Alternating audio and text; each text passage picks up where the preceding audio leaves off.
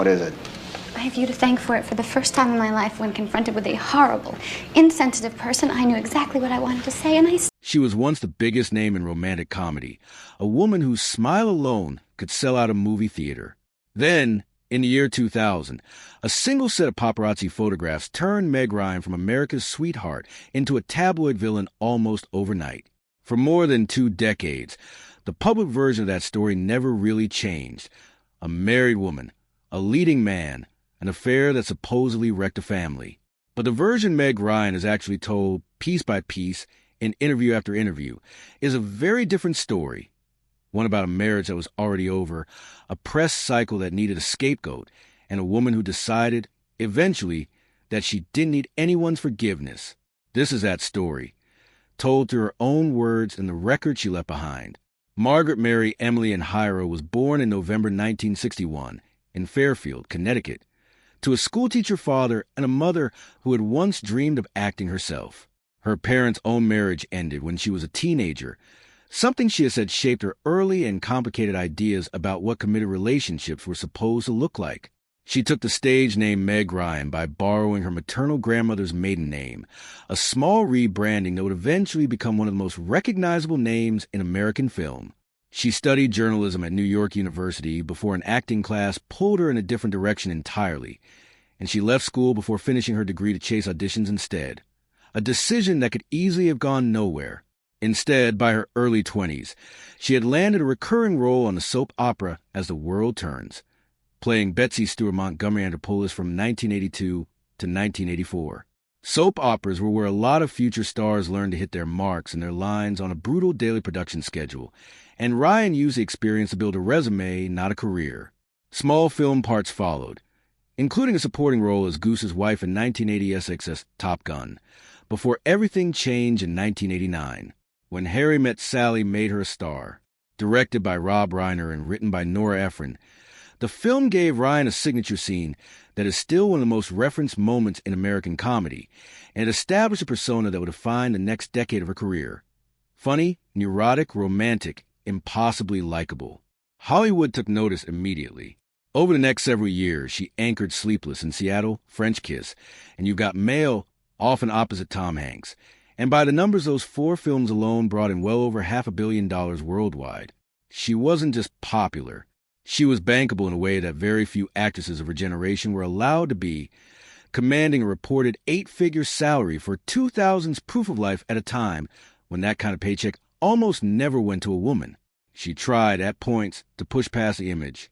In 1994 is When a Man Loves a Woman, she played an alcoholic mother spiraling toward rock bottom, a performance that earned her a Screen Actors Guild nomination and proved she had range beyond meet cuties.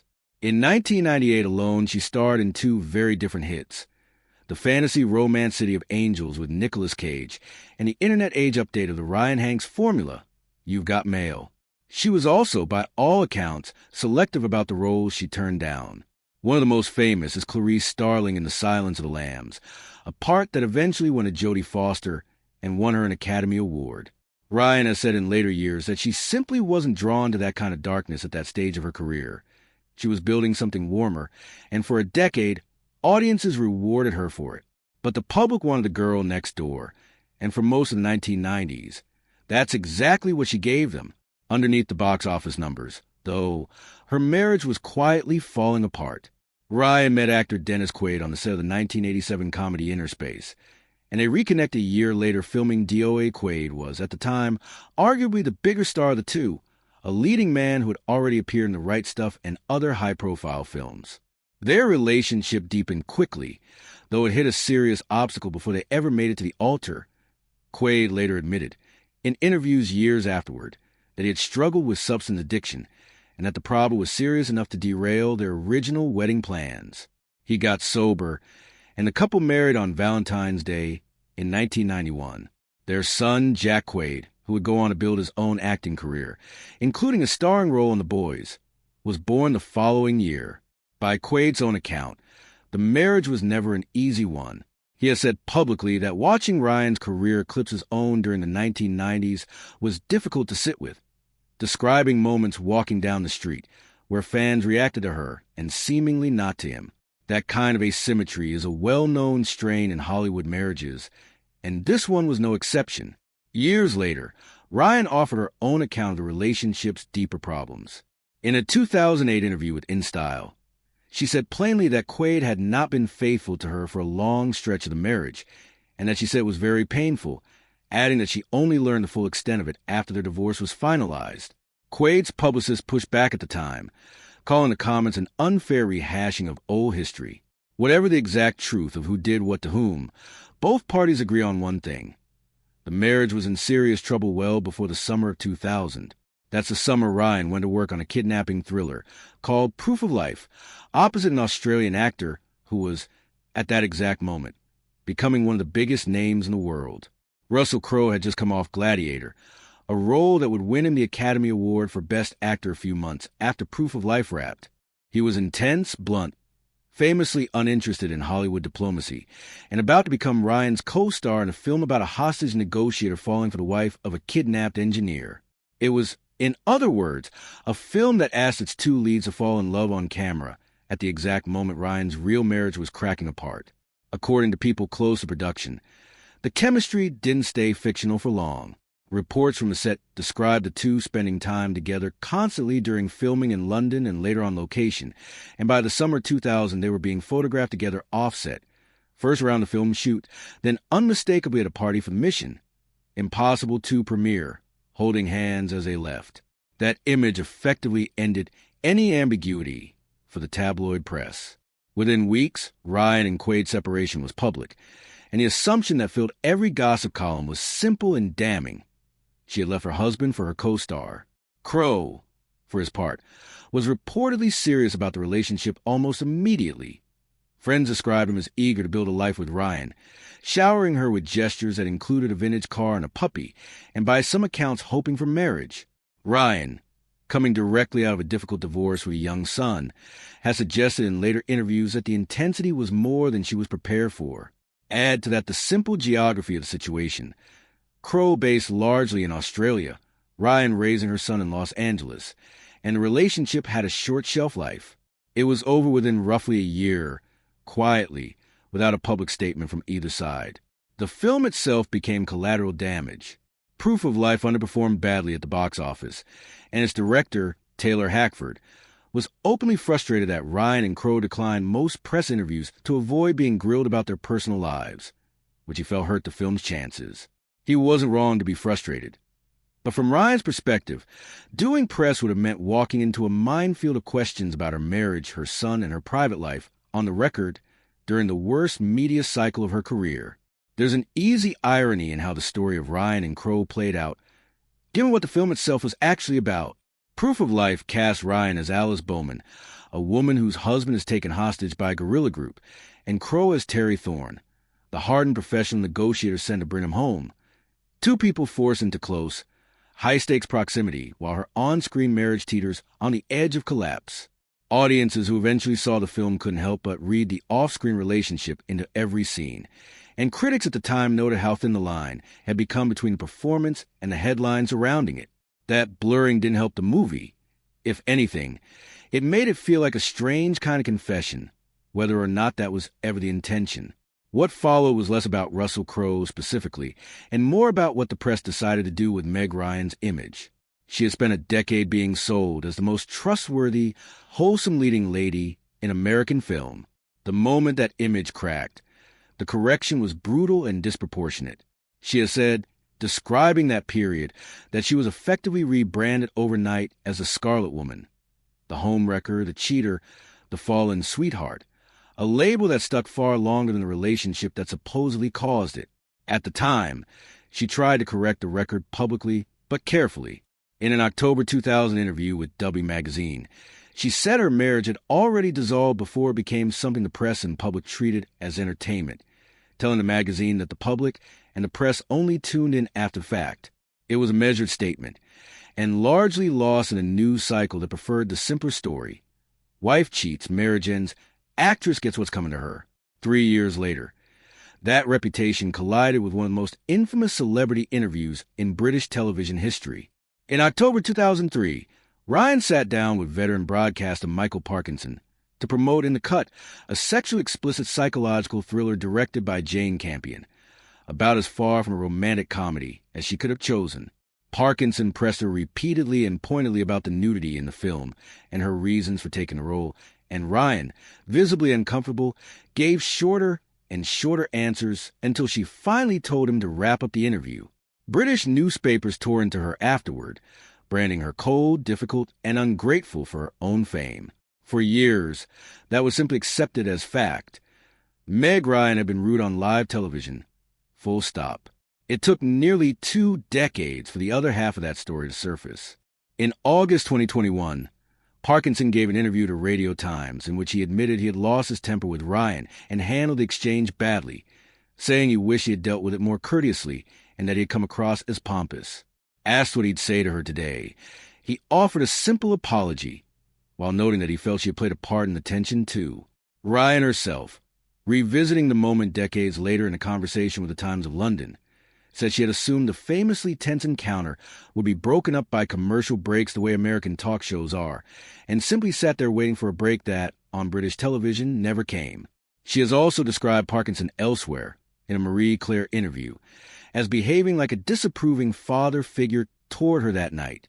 Between the fallout from the affair, the Parkinson interview, and 2 commercially unsuccessful films that followed, In the Cut and the boxing drama Against the Ropes, Ryan's career took a hit that lasted years. She has spoken since about feeling burned out and disconnected during that stretch, at one point telling an interviewer she felt like she was watching her own life from behind glass. There was also a separate strand of tabloid scrutiny that had nothing to do with romance. Persistent speculation, starting in the mid-2000s and never really stopping, about changes in her appearance, which she has generally declined to address in detail, telling one interviewer that she simply couldn't spend energy on that kind of negativity. By the mid-2000s, she stepped back from acting almost entirely for the better part of a decade. It's worth pausing on just how steep that fall actually was. This was a woman who, only a few years earlier, had been able to command a $15 million paycheck for a single film, a figure that put her in rare company among actresses of any era. By the mid-2000s, the industry that had once fought over her availability was simply moving on without her, and the same tabloid machine that built America's sweetheart persona in the first place seemed almost eager to tear it back down. It's a pattern that has played out again and again with other high-profile actresses caught in very public relationship scandals, a level of scrutiny and moral judgment that their male co-stars in the same situations were rarely made to carry in equal measure. Crowe, notably, faced almost none of the homewrecker framing that attached itself to Ryan, despite having been just as involved. Here is where the popular version of the story and Ryan's own account diverged the most. The tabloid narrative was always that Russell Crowe ended her marriage. Ryan has said, repeatedly and consistently across multiple interviews over more than 15 years, that this isn't true, that her marriage to Dennis Quaid was functionally over well before Proof of Life started filming, and that Crowe simply became the public face of a private collapse that was already happening. In one of her more direct accounts, given years later to InStyle, Ryan pushed back specifically on the idea that Crowe was to blame, saying that Russell didn't break up the marriage, that he took a big hit for something that wasn't his fault, and that she had hurt him too by the end of things. It's a strikingly generous thing to say about a relationship that cost her a large chunk of her public reputation, and is consistent with comments she made to Oprah Winfrey back in 2006, in which she described the Quaid marriage as unhealthy and largely over well before the divorce was finalized, saying she probably should have left much sooner than she did. She has also talked, more than once, about what it actually felt like to be publicly branded as a homewrecker, and it isn't the story of quiet devastation people might expect. In an interview with The Guardian, she described walking into the lobby of a London hotel at the height of the scandal and having the entire room go silent and stare. Her reaction, she said, wasn't to fall apart. Instead, she found herself laughing, in that moment realizing that public disapproval only has power over you if you let it.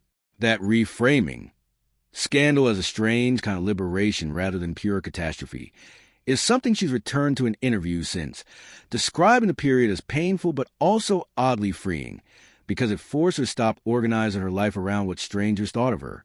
As for Crowe, he has spoken about her with consistent warmth in the years since.